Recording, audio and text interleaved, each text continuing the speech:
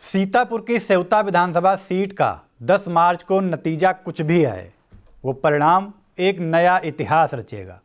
यह पहली बार नहीं है कि सेवता सीट इतिहास रचने जा रही है।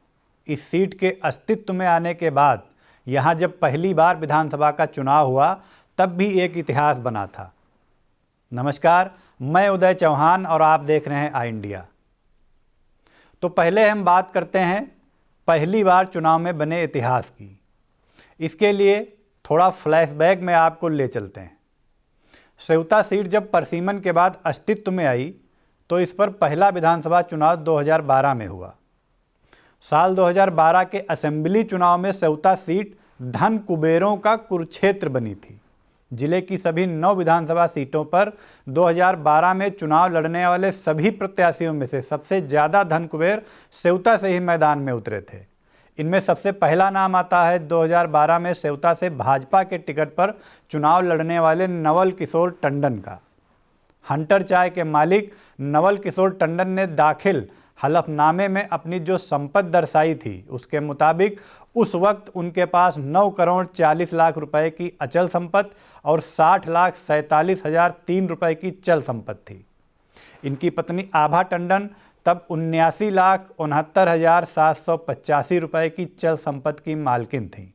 कांग्रेस प्रत्याशी डॉक्टर अम्मार रिजवी ने अपनी अचल संपत्ति 1,88,25,000 रुपए जबकि चल संपत्ति 23,34,500 रुपए व लग्जरी गाड़ियाँ, बंदूक, रिवाल्वर इत्यादि दर्शाई थी। डॉक्टर अम्मार रिजवी की पत्नी के पास तब 3,34,89,000 रुपए की चल संपत्ति और 65,15,000 रुपए की अचल संपत्ति दर्शाई गई थी। बसपा प्रत्याशी डॉक्टर रंजना वाजपेयी ने 2012 में जो ब्यौरा दिया था उसके मुताबिक उन्होंने अपने पास संयुक्त परिसंपत्ति के रूप में तकरीबन 7 करोड़ रुपए दर्शाए थे। रंजना वाजपेयी ने अपने पास तो 52,63,000 की चल और 60 लाख की अचल संपत्ति ही दिखाई थी, लेकिन इनके पति अशोक वाजपेयी के पास 58,87,000 की चल और लगभग 5 करोड़ की अचल संपत्ति दर्शाई गई थी। इसके अलावा जनवादी पार्टी के प्रत्याशी शिव कुमार गुप्ता ने 2012 में जो ब्यौरा दिया था उसमें चल संपत्ति 2,69,50,000 और अचल संपत्ति 1,70,65,000 दिखाई गई थी। शिव कुमार की पत्नी सीमा गुप्ता की हैसियत तब 7 करोड़ दर्शाई गई थी। हालांकि धन कुबेरों के इस दिलचस्प मुकाबले में बाजी सपा के हैट्रिक लगा चुके महेंद्र कुमार झीन बाबू ने मारते हुए लगातार चौथी जीत अपने नाम दर्ज की थी। महेंद्र सिंह झीन बाबू ने 2012 में एक और इतिहास ये बनाया था कि सेवता सीट के वो पहले विधायक बने थे। परसीमन के पहले सेवता की जगह बेहटा सीट हुआ करती थी। हालांकि बेहटा सीट पर भी झीन बाबू हैट्रिक लगा चुके थे। सेवता सीट पर पहले चुनाव के इस इतिहास के बाद अब हम बात करते हैं 2022 यानी इस बार होने वाले विधानसभा चुनाव में बनने वाले नए इतिहास की।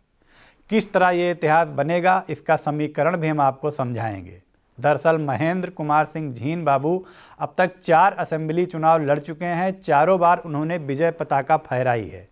परसीमन से पहले जब बेहटा के नाम से यह सीट थी तब महेंद्र सिंह झीन ने पहला चुनाव 1996 में सपा के टिकट पर लड़ा और जीत दर्ज की।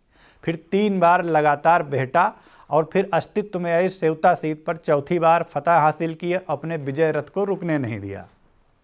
इस लिहाज से उन्हें अपराजेय विधायक कहा जाने लगा। 2017 में समाजवादी पार्टी ने महेंद्र सिंह झीन बाबू का टिकट काटकर शिव कुमार गुप्ता को दे दिया था। लिहाजा झीन बाबू चुनाव नहीं लड़े थे। 2017 में भाजपा की तगड़ी लहर आई और सेवता सीट पर कमल खिल गया। सेवता से भाजपा के ज्ञान तिवारी विधायक निर्वाचित हुए।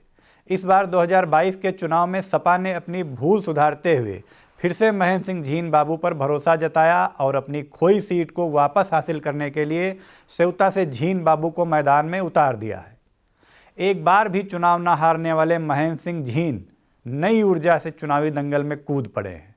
सपा के बेस वोट बैंक लगभग 75,000 मुस्लिम, 30,000 यादव के साथ अपने तकरीबन 18,000 सजाती मतदाताओं के सहारे चुनावी नैया पार लगाने को लेकर झीन बाबू मुतमईन नजर आ रहे हैं। चूँकि कोई मुस्लिम अथवा यादव बिरादरी से प्रत्याशी न होने के चलते इस वर्ग का ज़्यादा से ज़्यादा वोट पाने की झीन बाबू को उम्मीद भी है। तकरीबन 60,000 ब्राह्मण, 40,000 पासी, 20,000 जाटव, 43,000 अनुसूचित जातियाँ और 25,000 अन्य जातियों में हिस्सेदारी करने की भरपूर कवायद भी जीन बाबू कर रहे हैं। सेवता में सपा का सीधा मुकाबला भाजपा से है। भाजपा के मौजूदा विधायक ज्ञान तिवारी दूसरी बार मैदान में हैं। डबल इंजन की सरकार के विकास कार्यों, जनहित की योजनाओं और क्षेत्र में अपने स्तर व प्रयासों से खींचे गए विकास के खाके का सहारा लेकर फिर जनता की अदालत में हैं। सजातीय ब्राह्मण मतदाता निर्णायक की भूमिका में हैं। 5 साल के दौरान व्यक्तिगत संबंध भी ज्ञान ने कमाए हैं।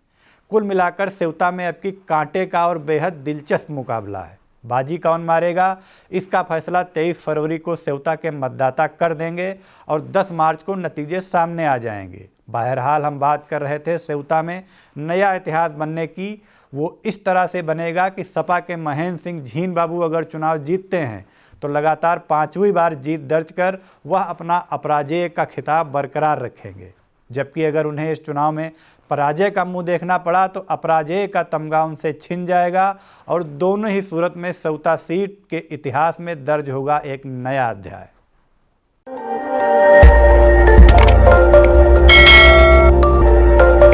खबर आपकी, नजर हमारी।